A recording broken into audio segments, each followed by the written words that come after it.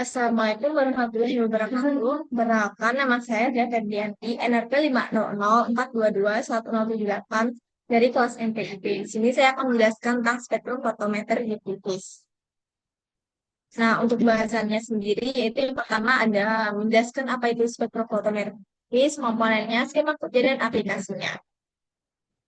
Nah, yang pertama itu merupakan spektrofotometri Hughes. Nah, berakhiran metri. Di sini merupakan metode pengukuran berdasarkan interaksi radiasi elektromagnetik dengan materi otomolekul pada panjang gelombang antara UV hingga vis. Terus di sini adalah visible atau sinar tampak. Nah, UV ini berkisar antara 200 sampai 400 nanometer dan visible ini berkisar pada panjang gelombang 400 hingga 800 nanometer. Untuk instrumennya yaitu bernama spektrofotometer diffuse seperti pada gambar.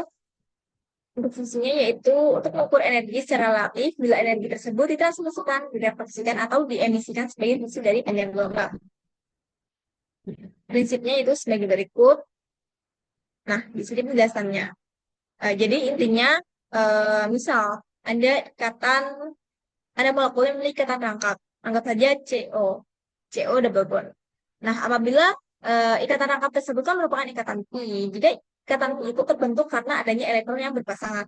Misal di ikatan pi tersebut, sampel menyerap cahaya, maka sampel tersebut akan mendapatkan energi, sehingga eh, ikatannya itu akan terganggu. Sehingga elektron di ikatannya ini akan mengalami eksitasi atau loncat ke level berikutnya. Semisal dari ikatan rangkap anti, nanti bisa naik ke ikatan non-bonding atau bisa juga ke ikatan pi anti-bonding. Nah, hal tersebut itu bergantung kepada seberapa besar energi cahaya yang diberikan. Nah, kondisi tersebutlah yang disebut sebagai sinar diserap atau absorbansi. Di sini mengalami eksitasi.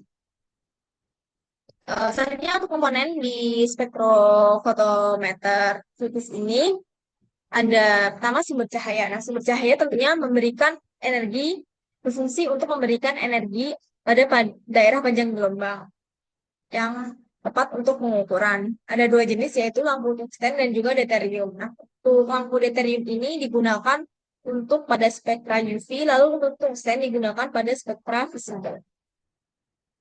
Kemudian di sini ada monokromator. Jadi intinya itu untuk berfungsi memecah cahaya polikromatis menjadi monokromatis. Nah, jadi monokromator ini terdiri dari tiga bagian. Ada slit in di sini, lalu ada prisma dan juga ada slit out. Nah, slit in ini intinya berfungsi untuk memfokuskan cahaya. Jadi dari cahaya polikromatis yang tersebar nanti akan difokuskan untuk agar bisa masuk ke dalam prisma. Nah, di prisma ini berfungsi untuk mendispersi atau penyebaran cahaya yang polikromatis tadi menjadi cahaya visible, yaitu cahaya yang warnanya bisa kita lihat seperti warna binium. Kemudian akan masuk ke daerah sleep out. Nah, di sleep out ini berfungsi untuk mendeteksi panjang gelombang yang akan dilewati oleh sampel. Jadi, eh, akan mengarahkan hanya satu cahaya saja yang bisa masuk sesuai dengan panjang gelombang yang kita inginkan, yang sudah diatur. Nah, selanjutnya yaitu ada sampel kompartemen dan buffet. Jadi, kalau kita melihat instrumen spektrofotometri fitness ini, kita bisa lihat bahwa ada kayak sel-sel begitu, nanti isinya ada buffet. Nah, sel tersebut kan sebagai wadah buffet. Nah, buffet ini sendiri merupakan wadah sampelnya. Syarat-syarat buffet ini sendiri pertama yaitu permukaannya harus lurus dan sejajar secara optis. Kemudian tidak berwarna sehingga cahaya bisa ditransmisikan. Jadi, tidak ada cahaya yang dibelokkan atau dipantulkan begitu. Kemudian yaitu tidak bereaksi terhadap bahan kimia.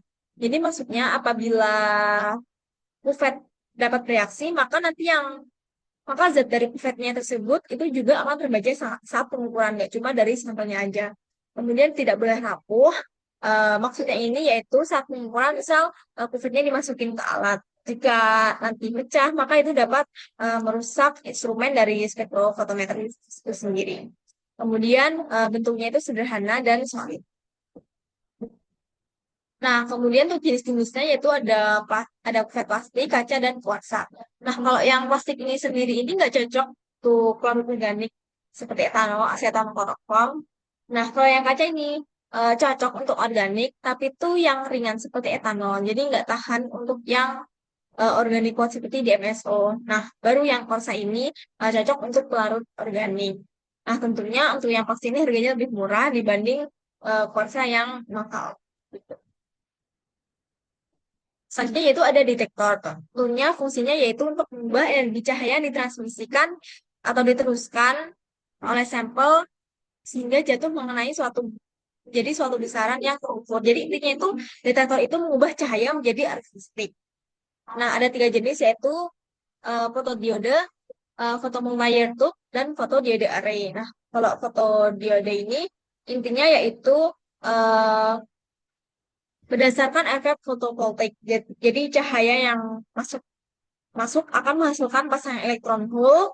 Kemudian elektron tersebut menciptakan arus listrik yang sebanding dengan intensitas cahaya. Kalau fotomultiplier tube ini multiplier itu memperkuat sinyal cahaya yang sangat lemah menjadi melalui proses amplifikasi elektron. Kemudian fotodiode array ini punya banyak elemen dari fotodiode yang masing-masing mendeteksi panjang gelombang berbeda secara bersamaan.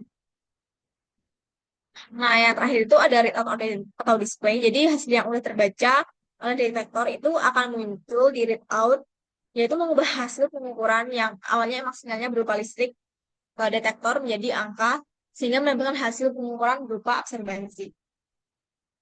Nah, untuk skema kerjanya itu gambarnya seperti ini. Intinya yaitu ada sumber cahaya masuk melalui monokromator, kemudian melewati sampel, kemudian di detektor dan readout. Nah, jadi pertama, sumber cahaya itu kan dari lampu tadi, deuterium dan juga tungsten. Nah, lampu tersebut merupakan cahaya polikromatik, yaitu cahaya yang terdiri dari banyak panjang gelombang. Jadi warnanya itu putih. Kemudian cahaya tersebut tuh masuk melalui sudut pertama, yang fungsinya itu untuk memfokuskan cahaya. Jadi cahaya polikromatis yang tersebar akan difokuskan untuk masuk ke dalam prisma ini sehingga terjadi nanti di prisma ini mengalami refleksi atau penyebaran cahaya. Jadi cahaya visible, yaitu cahaya yang bisa kita lihat seperti warna merah, kuning, biru, begitu. Nah, setelah melalui prisma akan melalui slit out. Jadi slit out ini intinya untuk deteksi panjang gelombang yang akan dilewati oleh sampel. Nah, setelah cahayanya kan dari polikromatis diubah jadi monokromatis. Nah, di sini slit outnya ini akan bergerak sesuai dengan warna apa yang ingin diujikan. Jadi karena tiap warna itu memiliki panjang gelombang yang berbeda, maka slit akan bergerak sesuai dengan panjang gelombang yang diinginkan yang diatur di mesin spektrofotometer. Jadi nanti ini celahnya hanya akan ada satu cahaya saja yang lewat, yaitu cahaya dengan panjang gelombang yang ingin diujikan. Contohnya yaitu warna merah. Nah, kemudian nanti akan masuk ke beam splitter. Nah, di beam splitter ini merupakan fungsinya pemisah sinar. Jadi ketika sinar tadi masuk ke sini akan dipisah, satunya menuju untuk melewati sampel, satunya untuk melewati reference atau belangko. Nah, kemudian besar cahaya yang sisa atau tidak diserap itu tadi nanti akan dideteksi oleh detektor di sini. Sinar yang diserap sampel ini kan sinarnya diserap sampel, diserap referensi ke belangko. Kemudian yang nggak diserap ini nanti diteruskan ketemu detektor.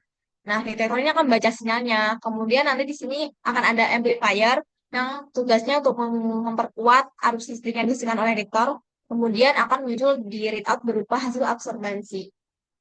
Nah, di sini kan ada beam splitternya. Berarti jenisnya ini spektrofotometer UV vis double beam. Nah, kalau nggak ada beam splitternya itu adanya namanya single beam. Jadi tempat kuvetnya itu cuma satu. Nah, sehingga satu sampel dan belangko itu harus gantian karena wadahnya cuma satu, sehingga cahaya yang dihasilkan itu juga cuma satu.